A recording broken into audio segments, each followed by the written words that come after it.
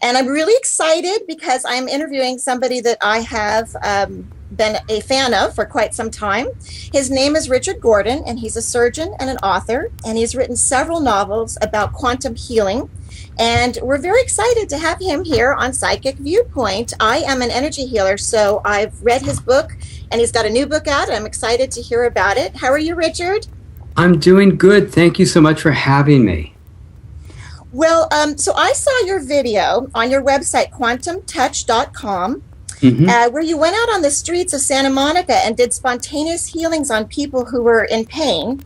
And the results and responses from the people you worked on were amazing.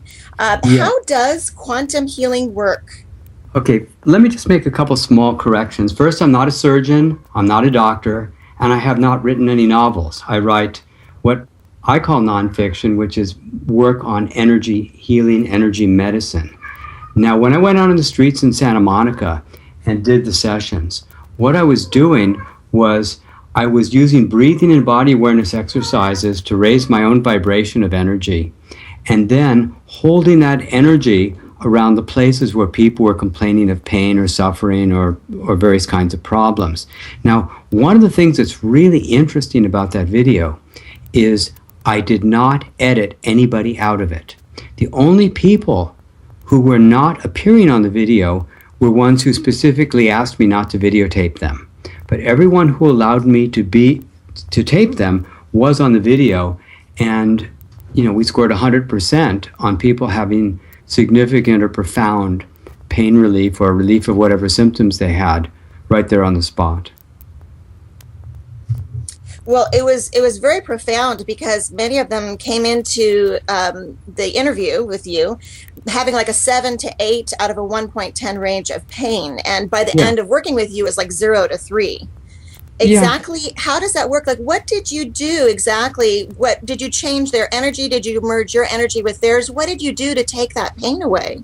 Let's look at the basis of what quantum touch is, and then I'll talk about what I did during the session. The basis of quantum touch understands that when two things vibrate at different frequencies, through a process called resonance and entrainment, they're going to try to match their frequencies together. Either the low frequency comes up to match the high one comes down to match the low one, or they're going to meet in the middle. What the quantum touch practitioner does is they use a combination of breathing and body awareness exercises to lift their own vibration. This first provides self-healing on the person doing the exercises. After that, then typically in the basic quantum touch work, you put your hands on the part of the body where the person is suffering, and you'll feel all this energy exchange between your hands and them. In the advanced quantum touch, which is what my new book is about, called Quantum Touch 2.0, The New Human, Discovering and Becoming, we outline a whole series of new human abilities we didn't know we had. And that's what I was demonstrating on the street, was I wasn't even touching these people. I was just meditating for typically 2 to 4 minutes and watching their symptoms just melt away. So there's ways of projecting our love. I call it focused and amplified love. We're learning how to focus our love in a very clear kind of way, amplify it, and project it toward a specific outcome. Now, the basic method of using the breathing and body awareness precedes that more advanced technique. So that's why we really encourage people to learn the basic quantum touch before going on to the advanced. Wonderful. And Richard, there's one of our regular listeners, Margaret, had a question that she wanted me to pass on to you. So before I Sure. forget, I wanted to squeeze it in. Sure. Her question is, has Richard Gordon ever read The Art of True Healing by Israel Regardie? If so, then what is his opinions of the methods of healing taught therein? I remember reading it like 30 or 40 years ago or something. I don't remember very much about it. I just remembered that it wasn't specific enough to let me really do things that I thought were very powerful at the time. Maybe if I went back to it now, I'd see it from a whole different light. But it was too long ago for me to remember it clearly at this time. Okay, wonderful. Thank you for that. Sure. So Can anyone learn to heal themselves and others, or do you have to be born with this gift? There's something special that you have to have, or is this something that anyone can learn to do? You know, I've made my whole career around the idea that this is a basic human skill and that anybody can learn it. This is truly something everybody can learn. Now, when I was on the road 3 to 4 weeks out of the month, giving 4 to 6 lectures a week, I would say during the lectures, kind of like the guy that sells the cheap suits, I'd say, I'll guarantee that you'll be able to realign a person's hips with a light touch before lunch break on the first day, or you'll get your money back. And no one ever got a refund because everybody was able to do it. These are truly basic human abilities that have been lost or forgotten. And what's really lovely about it is that they blend with every other modality I'm aware of. So if you are a Reiki master or Qigong or whatever you do, you can find a way of integrating these techniques in with what you do. I like to think of it as a modality without a big ego, because it doesn't say only me. It says, yes, let's all work together. Let's do what we know to be true and then find out what's most effective. And is this something you could do on animals? Oh, yeah. One woman worked on hundreds of horses. We've got a little video of her somewhere online. And she was talking about how, like clockwork, when she works on the horses go to sleep. Yet within minutes. And I said, well, how do you know they're sleeping? She says, well, their eyes drop and their jaw drops and their head drops. And she's kind of, acting it all out while she's talking. She's really charming. And she says, yeah, the horses go to sleep when you work on them. She says, over time, when the horses understand what you're doing, they'll actually turn their bodies and say, oh, no, over here. No, work over here. And they'll keep moving themselves around to get your hands in the right place so that you can give them sessions. And we've had so many people doing amazing work on animals. Now, you mentioned working on yourself. And working on yourself for many people is a bit more challenging. And as I've said many times, it tends to be not quite as fast, easy, fun, or powerful. And I said that in one of my classes a couple of years ago, and I just heard this loud groan from the room. And all these people started objecting, said, well, that's not true for me.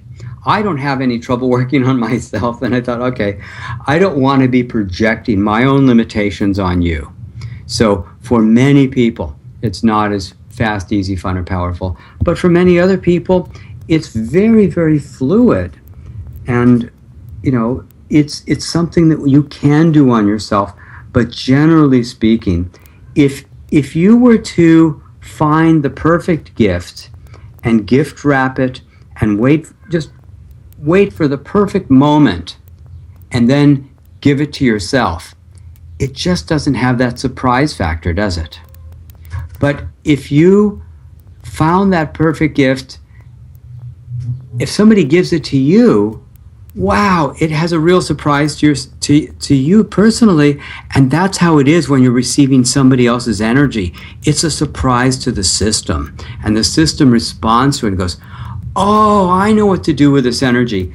Once the energy is provided, then the body's own intelligence takes over, the spiritual intelligence of the system, and it directs the healing to the areas and places that it's really needed most.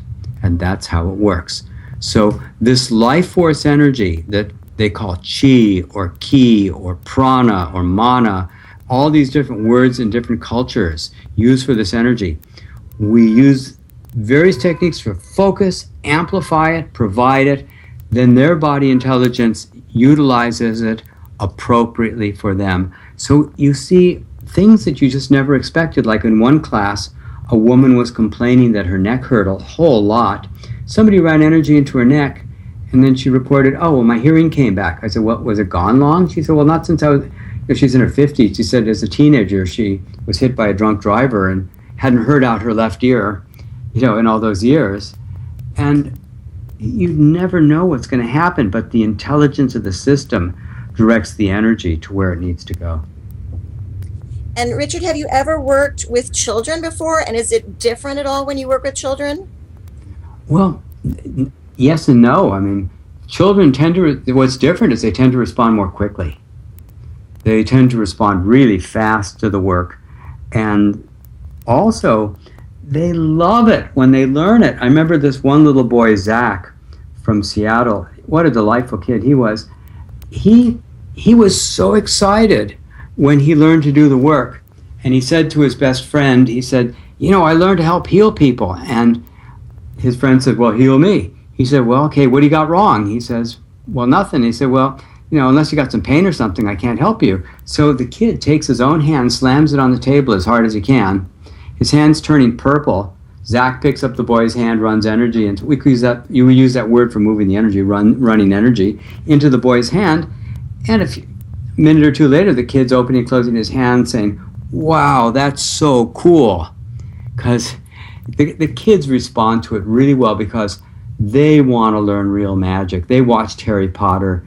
It takes years and years to convince a child that magic isn't real. And we're showing them that it actually is. Yeah, I guess Harry Potter has done a lot of good, hasn't he, in that area? Well, I think what happens is a certain segment of the population got really frightened because if you use the magic word, then it's against their religion or something, and the other people just thought it was a fantasy story. So we haven't really had a lot of bleed over from people saying, oh my God, this is magic. This is incredible. I love this. We haven't had that much of people coming over, but I think in the long run, when people realize that their love is actually magic, that their love can do miracles, that's when things will change. Right now, we're kind of in that in-between place where a small segment of the population, yes, we've got certified practitioners in 50 countries, and my book's in 17 languages and all that kind of stuff, but there's only a small portion of the population that is tapped into using this. We've got over 1,000 certified practitioners around the world doing it. Although we have a very wide footprint, we don't have a very deep one yet because most people have not discovered that they can do this stuff. And when they do discover it, holy smokes, that's when they find out how totally amazing it is. And I've worked with kids for 30 years teaching dance, and I often, they get injured here or there, and I've done healing work on them, of course, without saying anything because, as you know, sometimes you have to be careful. And I find them to be so receptive. To me, it almost feels like they're a sponge.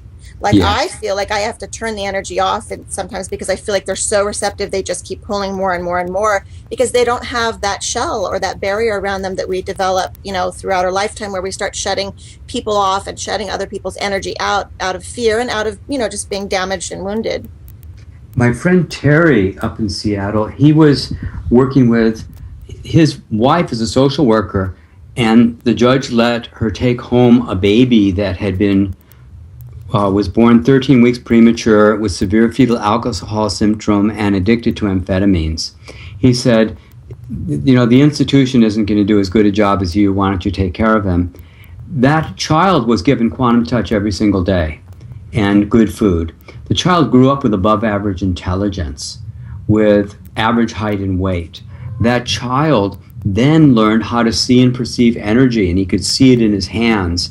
And he became like the social leader of the entire kindergarten, where everybody adored this little kid, while the prognosis was for a 20 to 40 IQ and to be institutionalized for life.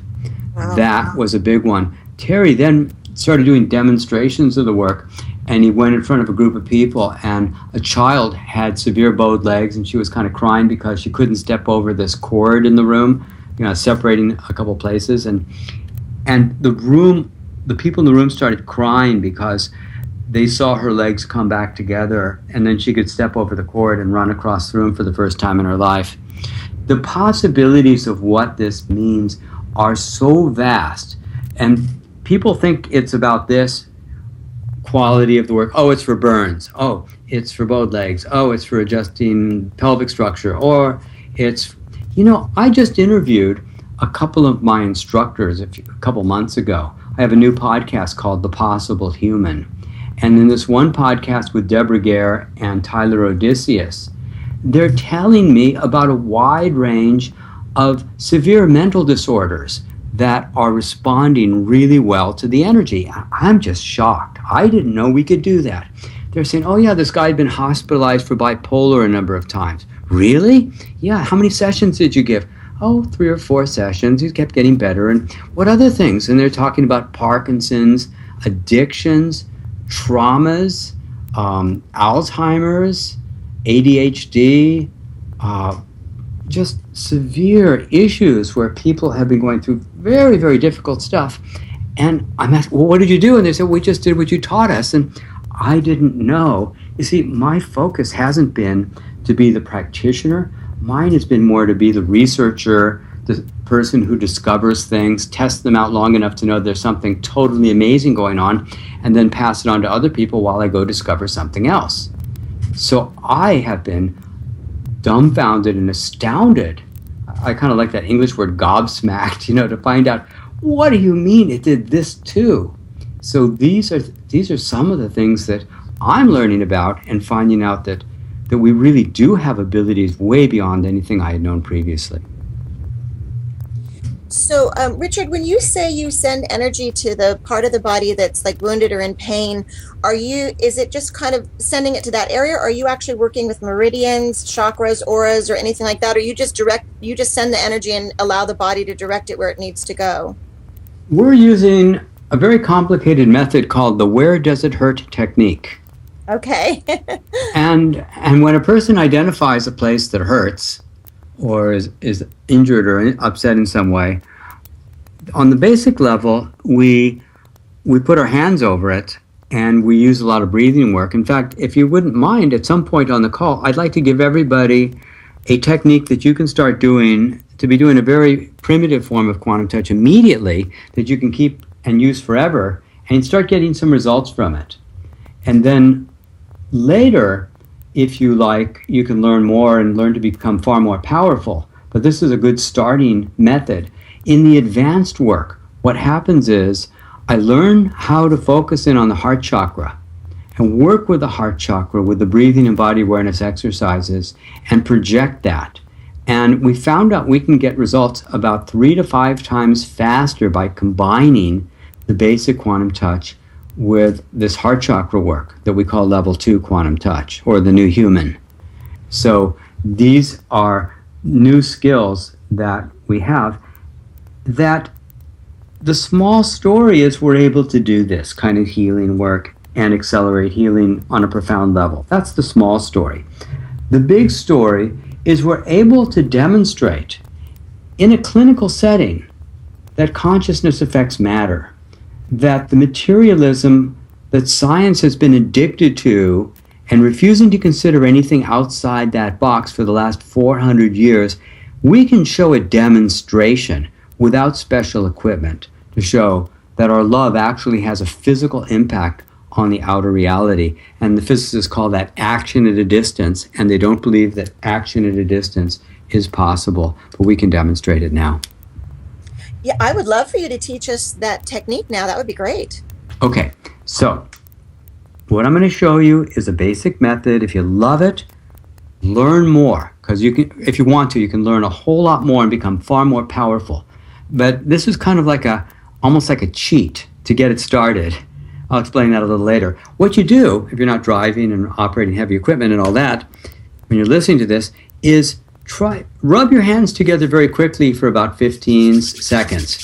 Just that kind of thing. We just rub them together. Then place your hands over, sandwich the part of the body of the person you're wanting to work on, and breathe deeply into your hands. Feel as much sensation in your hands as you can while you breathe deeply through your hands, as if you're breathing through all the skin on your hands. And then repeat the rubbing of your hands together every 2 minutes or so. Now, that's kind of an artificial way of running the energy. In the basic quantum touch, we learn to sweep the energy through our entire body and to do it without having to be mechanical about it. But this mechanical method, you can leave your hands in place for 2 minutes, 5 minutes, 20 minutes, an hour, hour and a quarter, and you will get real, genuine healing results that you can see and test for yourself that are profound, just using this method. Another adjunct to it is, if the pain moves to a different part of their body, go there too. Chase it. You want to chase the pain from point A to point B to point C. As you chase that pain, you'll see it being relieved all over the system. So you rub your hands together, you can deep breathing the whole time. So a simple breath would be 4 counts in, 4 counts out. So a count is about a second. 4 seconds in, 4 seconds out. Keep the breathing going the whole time. Put your love in your hands. That is an extremely elementary way for you to start doing healing now. And if you love it and you start getting great results, I encourage you to learn more, because you will be able to do extraordinary work when you learn how to amplify and project the energy. And so, Richard, when you say breathe through the hands, you mean visualize the breath moving in and out of the hands as it moves in and out of the lungs? I would say feel as if the breath was coming out of the hands. You don't have to visualize. Just feel as if the hands were breathing while you're breathing. You don't have to think about the fact that it's coming through your lungs. Just feel like you're breathing through your hands. It's another way of keeping your attention in your hands, and that's what we're doing. I'm having you focus all your awareness in your hands and feel like you have your love in your hands. If you do these things and breathe deeply throughout the whole time, you will be moving enough energy. And rub your hands together every 2 minutes or so, because rubbing the hands is a way of bringing awareness to the hands. Now, this is a shortcut, kind of like, putting training wheels on a bicycle or something. It isn't going to let you go super fast, but it will get you going down the road, and you will be able to start doing some really amazing healing work just from this little 2-minute technique. And Richard, are you able to use this technique or other techniques that you teach to do long distance healing if the person isn't very close to you? Are you able to, do it to somebody that's maybe in a different country or different state? Yeah, love knows no limit, does it? I mean, can you love somebody in another country? Can you love somebody at a distance? Of course you can. And so the energy of the love is a non-physical energy. And it can go anywhere. It's not limited by time or space. And so the distant healing works amazingly well. And one of the demonstrations that I'm really enjoying showing off, because it works really right about 100% of the time, and it's considered physiologically impossible, is untwisting a person's hips and occipital ridge, the back of their head. Chiropractors know there's something called pelvic torsion. And pelvic torsion often accounts for a certain percentage of a person's back pain and tension. And everybody has anywhere from a very minor to a very major pelvic torsion. I think I've seen maybe 2 or 3 people in all these years who didn't have any pelvic torsion. And when you find a person whose hips are twisted, what it looks like, typically, when you measure them from the front, and you put your hands on top of the hip bones, your right hand looks high. And when you go behind them and measure them again, your right hand looks high. Because the left hip is twisted so it looks high in the front, and the right is twisted so it looks high in the back. And then the occipital ridge usually looks high on the right-hand side. When I meditate for about 5 seconds and do it on the sphenoid bone, which is behind the nose and eyes, that's when you see the whole person come untwisting completely. And it seems, from the last 4 or 5 years I've been doing this, to be a permanent shift in them. So that's a completely remarkable demonstration that consciousness affects matter. And you can do it from across the room, or I can do it over Skype. So the person could be in Hong Kong, and I can just meditate, and right there it happens, right before your eyes. When I actually gave a keynote address at the University of Hong Kong, I demonstrated how I could untwist the pelvic torsion of a stage full of people simultaneously. And the founding director of the Behavioral Science Department wrote that this is probably the most important new publication in the world, speaking of my new book, because it redefines what it means to be a human being and shows us a whole set of new human abilities that we didn't know we had. And so I'm assuming that this would also apply to group healing, like working with large groups of people, or does it need to be one-on-one? No, it can be whatever you can imagine. Okay. So we're really seeing that because science has been so limited by the assumption that the mind is inside the brain, that matter is unconscious and purposeless, that energy healing and alternative medicine can't be real and can't exist, they've allocated virtually no money to study such things. Even the studies of alternative medicine have been for the most unimportant aspects of the field, by and large, and very little has gotten done, because if they were to accept that this was real, it would change the very foundations of what they've assumed to be true. I've been in communication with Rupert Sheldrake recently, and he, I think, is probably the most important scientist of our time. And he's written a really brilliant book called Science Set Free, where he really shows how scientists got locked into this materialistic philosophy, what he calls scientism, where the belief, it's almost like a set of beliefs that people pick up through some kind of educational osmosis, where they tend to become these skeptics and cynics when it comes to ideas that don't fit them. And what's exciting is to really open the door and say, oh my God, look, there is a whole world here for us to discover. I was at a conference about 3 years ago called Towards the Science of Consciousness. And I had a sign that said, quantum theory is incomplete, free demo. And some guy comes up to me and he says, all right, what do you got? And I said, well, I'm going to demonstrate that I can untwist your hips without touching you. He said, well, that's impossible. I said, great, hold that thought. And I measured him and said, wow, your hips are further out of alignment than maybe almost anybody I've ever seen in my life. So I said, okay, lock your hips and make it hard for me. So he does, and 5 seconds later I measure him and said, look, you're completely aligned now. He said, well, of course, used reverse psychology on me. And I said, reverse psychology? I said, well, do you consider yourself an empirical scientist or faith-based? He said, well, empirical scientist, of course. Well, great, then why don't you watch me do this 5 or 10 more times and see if I'm using reverse psychology. And then he said, you know, if I let myself believe this just happened, everything I know about science would fall like a house of cards. Well, as an empirical scientist, I replied, don't you want to let the cards fall where they will?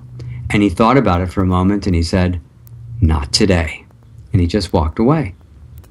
Because the fundamental things that people will see when they discover these human abilities undermine the core assumptions that we're separate, that this is not a spiritual reality, that love has no impact, that matter is unconscious, that the mind is confined to the brain, that the only things that are real are physical things, the physicality of life. But what if the physicality of life was just a shadow of our consciousness?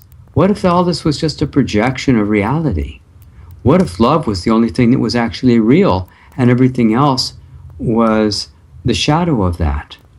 Well, that's a little too radical for them to consider yet. Well, and unfortunately, love can't be marketed and sold too. So as long as we're attracted to money, which we are, that creates an obstacle. But I'm so grateful to people like you, because I do believe that this is where we're headed. In my readings, I notice more and more of the younger people that I'm reading are getting into holistic medicine and more natural, you know, even some scientists that I've read for, they're looking more toward natural ways of healing the body. So I do feel like this is the way that we're headed, and people like you have really opened up the door for it.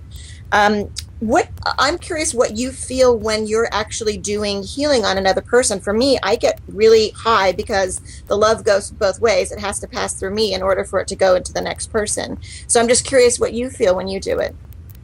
Yeah, I think you've described it really well. You can get hot and you can get high and you can feel really overwhelming gratitude and stuff like that.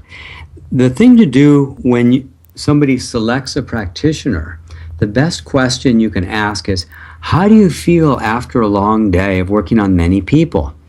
If their answer is, I'm totally exhausted, but I feel grateful that I sacrificed for the well-being of the world, blah, blah, run away. That's not the practitioner to see. The one who says, oh my God, I have so much energy, I have a hard time going to sleep, that's the one to go see and make your appointment at the end of the day. Because a good practitioner gets more energized every single session they give. They have more energy, more gratitude, and more fun. And the poor practitioner gets drained and tired. And so when you interview people who practice a wide range of modalities, some of them will tell you that, yeah, it's a natural consequence to become tired or drained as a result of giving a long session to somebody or a number of people, or that person was so wiped out I became drained working on them. And that's even a Hollywood myth that you see. There's a number of movies that come to mind that where the quote healer, we don't like that word very much, becomes tired or drained from and almost sacrifices their life at times just to help another person. We like to think that the definition of a healer is someone who is sick and got well. And a great healer is someone who is very sick and got well quickly. Because ultimately, all healing is self-healing. And what we're doing is holding the field of vibration to allow them to heal themselves more quickly.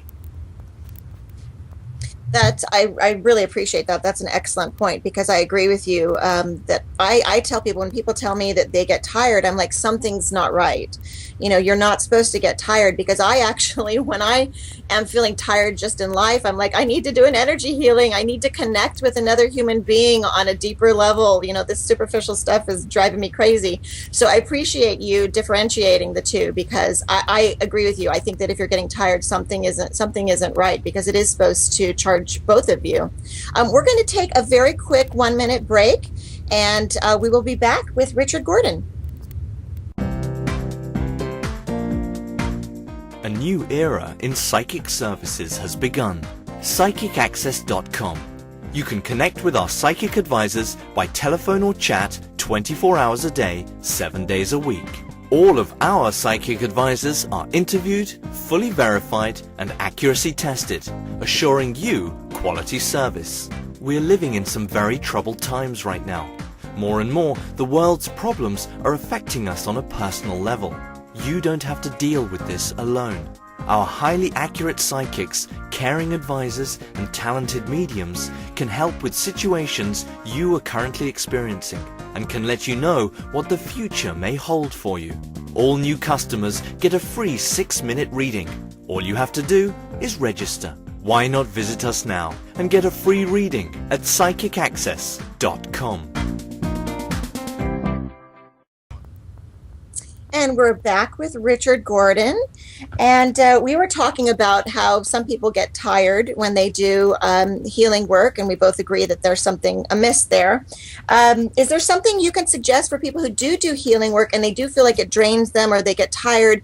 You know, can you help me also to tell you know, people what they might be doing incorrectly, or what they could do differently to make it more of an easier, better experience for them? Yeah. The quantum touch practitioner does not ever become tired from the sessions, because what we're doing is we're using that combination of the breathing and body awareness exercises to raise their own vibration and create that high energy field. And then the room has to entrain to the practitioner. I remember one woman was telling me she works at a place where everybody's depressed all the time, sort of like a DMV or something. And so before she got cranky herself and became kind of depressive being there, she just started doing the breathing and body awareness exercises and did a distant healing on the entire office space and just lifted up the energy of joy and projected it into the whole office.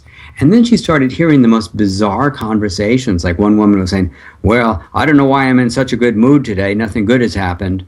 And, complaining about how good she was feeling. What happens is when you learn to impeccably hold the energy, which is just the basis of quantum touch, then you can hold that energy very effectively, and other people will match you. That way, if you walk into a courtroom or a bureaucratic nightmare place and you want to lift your energy so you don't match the energy of the people, you can just do that breathing body awareness stuff and you'll become the dominant vibration. You know how it is when you walk into a party and you just start feeling happier because everybody's there to feel happy, and it just kind of tends to bring you up with it. Or you walk into a courthouse or a bureaucratic place and you start feeling terrible because so many people have been feeling bad there for so long that it tends to bring you down too. That's the entrainment. But we don't have to let that happen when you know how to run the energy. You can lift that energy really high and let that move you. Do you find that it's more difficult to work with someone who's depressed or maybe very angry or fearful, or does it not make any difference? It really doesn't matter. In fact, if you happen to be in any of those states, doing the session will help heal you of those conditions just from doing quantum touch as well. So I remember one time some really bad things had happened. I was very depressed and I had like 8 hours of sessions to give that day. And during one of the sessions, I was holding this woman's head who had been in a whole series of car accidents. And I was just touching her neck lightly. And I was sitting behind her and I had my forehead resting on the top of the table. And then I suddenly noticed I had gone to sleep for about 6 or 8 minutes. I had ended up taking a nap, but I was still doing the breathing and I was still moving the energy through my body really intensely. When she got off the table, she said, "Oh my God, that was the best session I ever got." I really got out of the way in that one. But the truth is that you can continue running the energy. And many times I would wake up and I was doing the breathing and the sweeping in my dream. And I was running the energy in my sleep. So running energy is just a term I use for the combination of the breathing and body awareness exercises. So if you don't know what that means, that's where it comes from. And I love the title of your new book, The New Human. What is the new human? Well, when you realize that you can project your love and amplify it and send it anywhere, when, that these are whole sets of new abilities. So I found out, for example, that like I said, I could work 3 to 5 times faster without even touching people regardless of distance. That I could work on multiple conditions simultaneously, multiple people simultaneously. And one of the ways I figured this out was I tried to, because I'm really kind of the empirical scientist myself, I like to do tests on things that I can actually see whether I got a definitive result or not. So I was using untwisting the front of the hips, the back of the hips, and the occipital ridge as a way to see if I could do this. So I tried to hold all 3 of those thoughts in my head simultaneously. Front of the hips, back of the hips, occipital ridge, and it was an utter failure. I could not hold all 3 thoughts at once. Then I came up with an idea. I drew a little sketch, call it an icon or a little image. And I gave myself the intent that this meant the front of the hips, the back of the hips, and the occipital ridge all at the same time. And I studied it with the intent that that's what the meaning of it was. So I gave a meaning to my little icon. Then I measured a friend and looked off in a different direction and saw the icon in the middle of the air, just visualizing it there with my eyes open, and started projecting the energy into the icon without thinking about his hips and occipital ridge. In a few seconds, he said, "Oh my God, everything moved inside me." And I measured him, and it all come into alignment. Because you can take an idea, which I'll call an icon, an image that represents an idea, and you can move the energy into the idea and have that have impact. This is real magic. This is, they call it a sigil in the old magic books. Now we call it an icon. Microsoft Word has a W, and sometimes it's blue, and sometimes it's green, and sometimes it's red, but it doesn't really matter, because when you press the W, you get the program coming in. Similarly, you can create icons for things that you desire. We have people using this work for manifestation of things they want in their life. And a woman in Hawaii, just incredible manifestations of the house, the perfect house that she wanted, and this with 50 qualities and one she hadn't even thought of too on top of it. By the way, that particular woman, Kim, did some incredible work on preemies, some premature babies, but babies born with real bad lung problems, where they had severe breathing problems, and she'd work on them for a few minutes, and the breathing problems would clear up. She worked with children with misshapen heads. And in one case, they said, well, the whole top of the head collapsed. It was under the rib of the mother, and we're going to have to do surgery to get the cranial bones in the right position. While they were prepping everything, she had close to an hour with the baby, and she was holding the baby, running energy into the baby's head. The baby's head completely corrected, and they didn't need to do the surgery. We really don't know the limits of what's possible.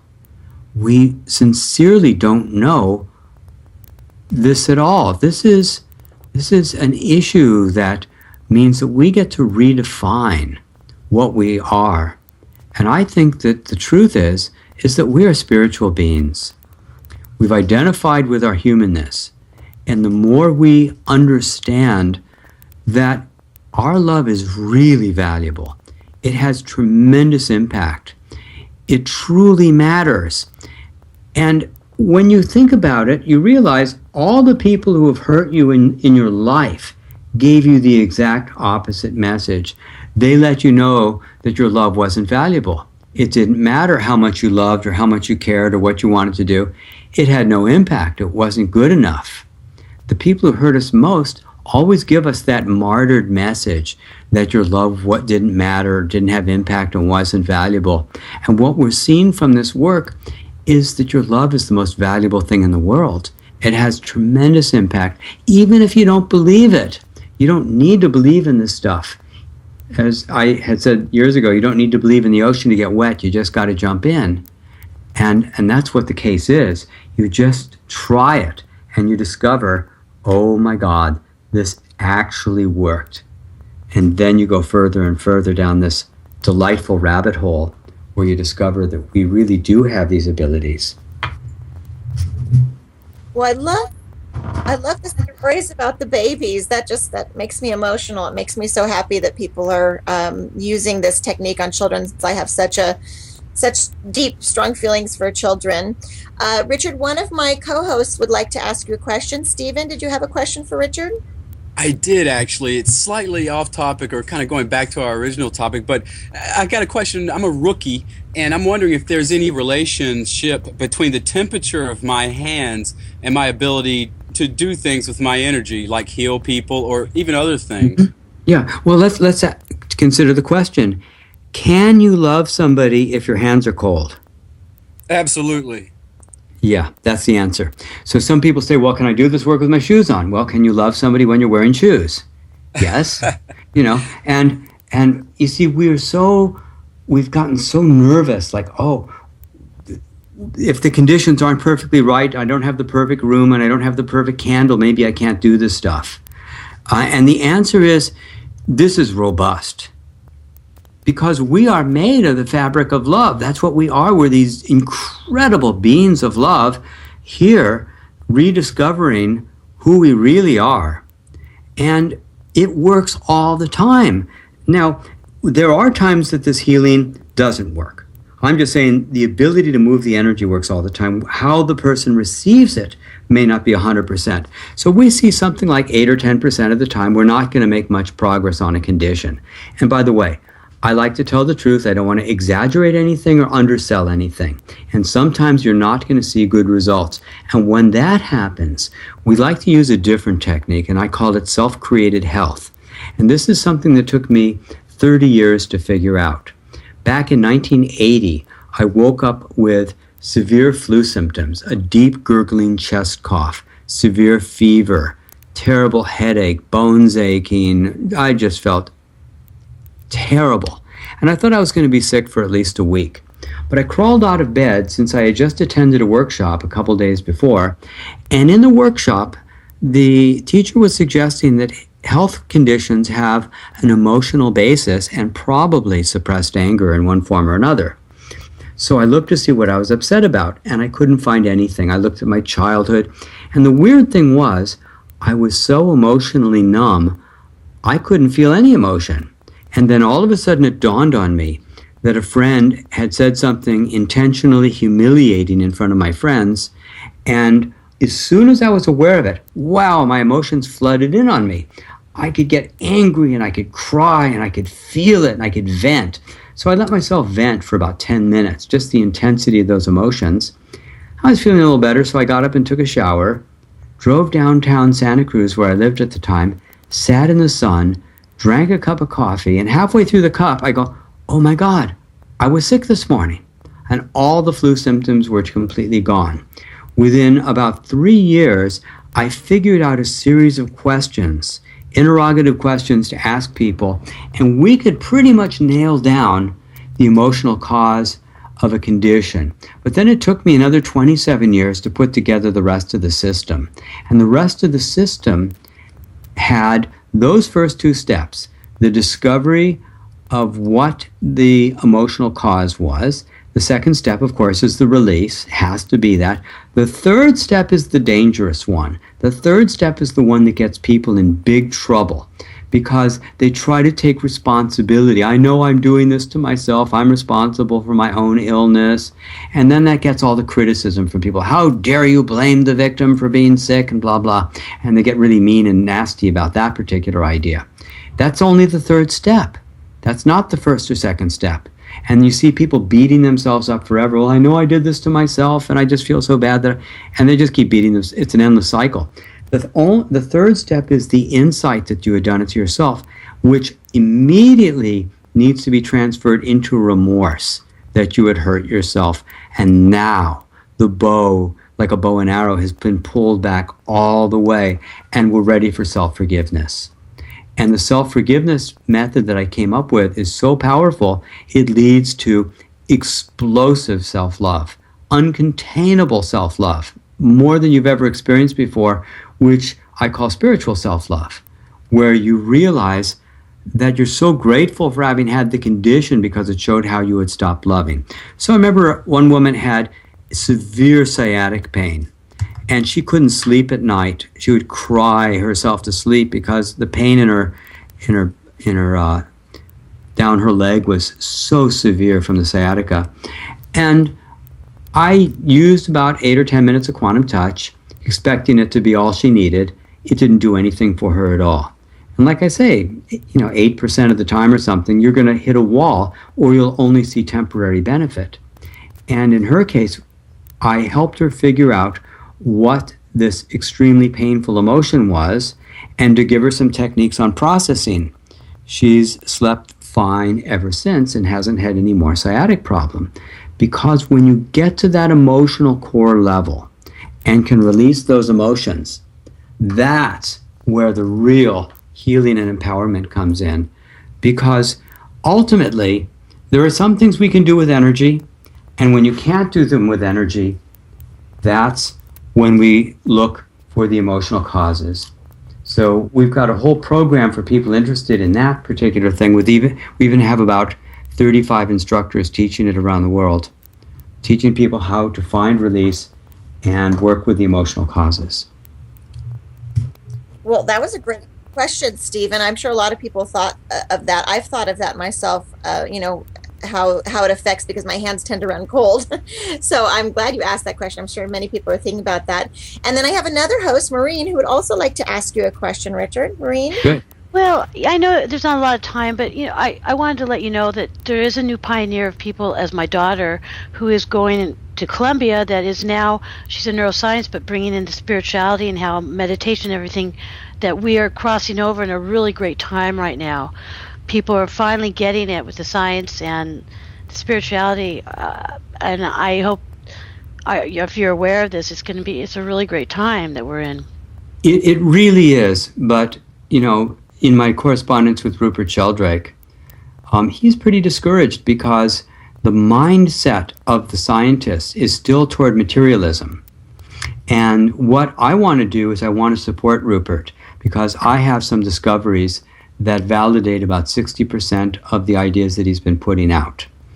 And the scientists who study meditation and spirituality are generally, not always, still thinking it's a physical epiphenomena that's coming from the electrochemical reaction of the brain, and they see it from that point of view, not that we have a higher self, God got us all that is, infinite intelligence, and so forth. Not from that point of view, but from an epiphenomenal process of the electrochemical reactions in the brain.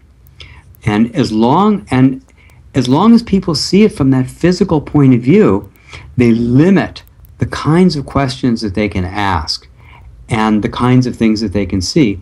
There's been some research showing a pre-response where when people see photographs of either very disturbing images like auto accidents or very loving images of the mother holding the child's hand or something, they don't know. The computer is deciding a millisecond before the image is shown, but their brain is responding through the EEG a second or 3 seconds before the image is shown, that there's a wave from the future that's breaking upon the present constantly.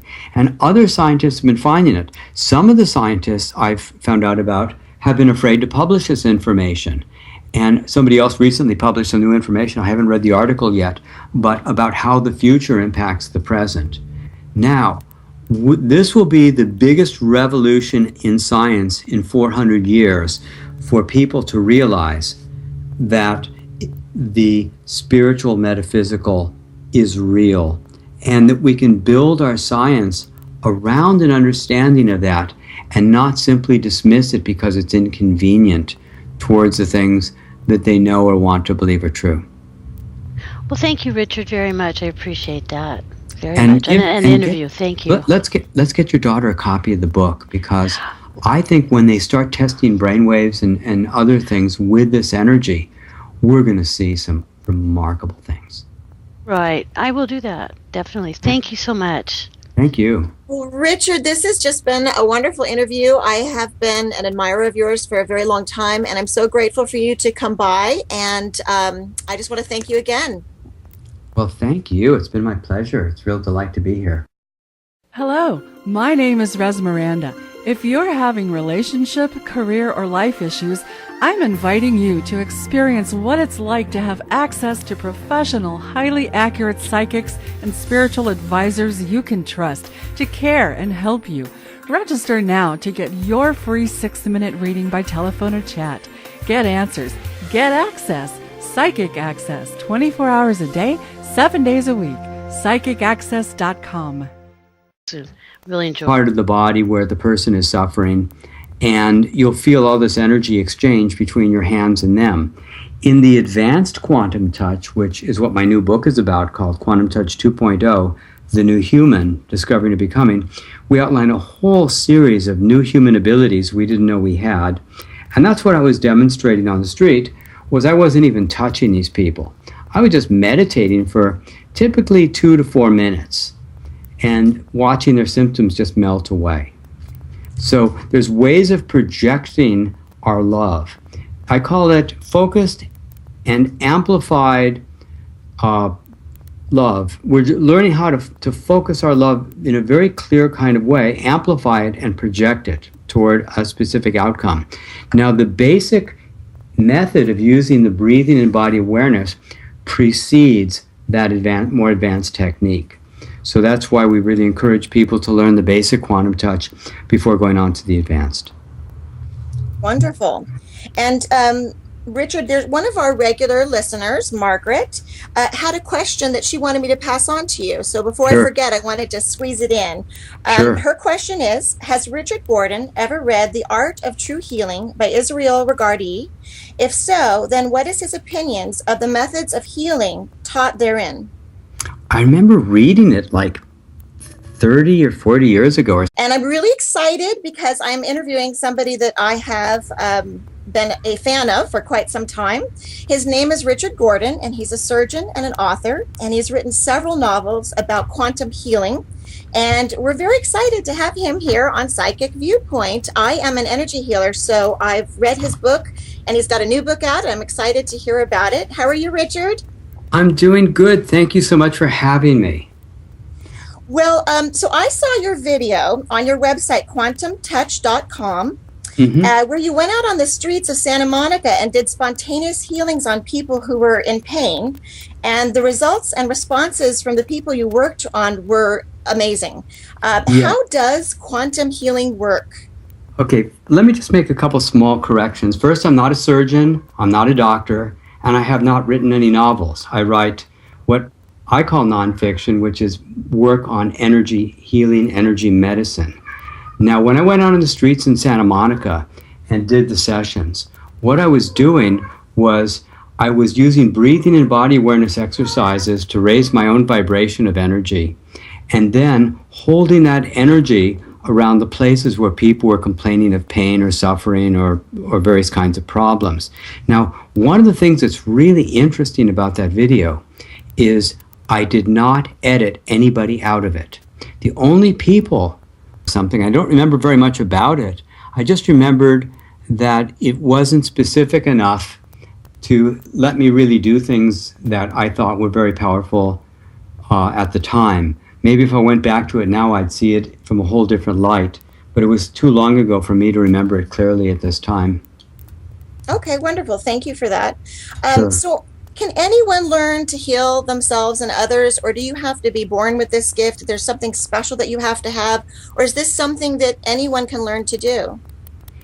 You know, I've made my whole career around the idea that this is a basic human skill and that anybody can learn it. This is truly something everybody can learn. Now, when I was on the road 3 to 4 weeks out of the month giving 4 to 6 lectures a week, I would say during the lectures, kind of like the guy that sells the cheap suits, I'd say, I'll guarantee that you'll be able to realign a person's hips with a light touch before lunch break on the first day, or you'll get your money back. And no one ever got a refund because everybody was able to do it. These are truly basic human abilities that have been lost or forgotten. And what's really lovely about it is that they blend with every other modality I'm aware of. So if you are a Reiki master or a Qigong or whatever, who were not appearing on the video were ones who specifically asked me not to videotape them. But everyone who allowed me to tape them was on the video, and we scored 100% on people having significant or profound pain relief or relief of whatever symptoms they had right there on the spot. Well, it was very profound because many of them came into the interview with you having like a 7 to 8 out of a 1.10 range of pain, and by the end of working with you, it's like 0 to 3. Exactly. How does that work? Like, what did you do exactly? What did you change their energy? Did you merge your energy with theirs? What did you do to take that pain away? Let's look at the basis of what quantum touch is, and then I'll talk about what I did during the session. The basis of quantum touch understands that when two things vibrate at different frequencies, through a process called resonance and entrainment, they're going to try to match their frequencies together. Either the low frequency comes up to match the high one comes down to match the low one, or they're going to meet in the middle. What the quantum touch practitioner does is they use a combination of breathing and body awareness exercises to lift their own vibration. This first provides self-healing on the person doing the exercises. After that, then typically in the basic quantum touch work, you put your hands on the you do, you can find a way of integrating these techniques in with what you do. I like to think of it as a modality without a big ego, because it doesn't say only me. It says, yes, let's all work together. Let's do what we know to be true and then find out what's most effective. And is this something you could do on animals? Oh, yeah. One woman worked on hundreds of horses. We've got a little video of her somewhere online. And she was talking about how, like clockwork, when she works on the horses go to sleep. Yet within minutes. And I said, well, how do you know they're sleeping? She says, well, their eyes drop and their jaw drops and their head drops. And she's kind of, acting it all out while she's talking. She's really charming. And she says, yeah, the horses go to sleep when you work on them. She says, over time, when the horses understand what you're doing, they'll actually turn their bodies and say, oh, no, over here. No, work over here. And they'll keep moving themselves around to get your hands in the right place so that you can give them sessions. And we've had so many people doing amazing work on animals. Now, you mentioned working on yourself. And working on yourself for many people is a bit more challenging. And as I've said many times, it tends to be not quite as fast, easy, fun, or powerful. And I said that in one of my classes a couple of years ago,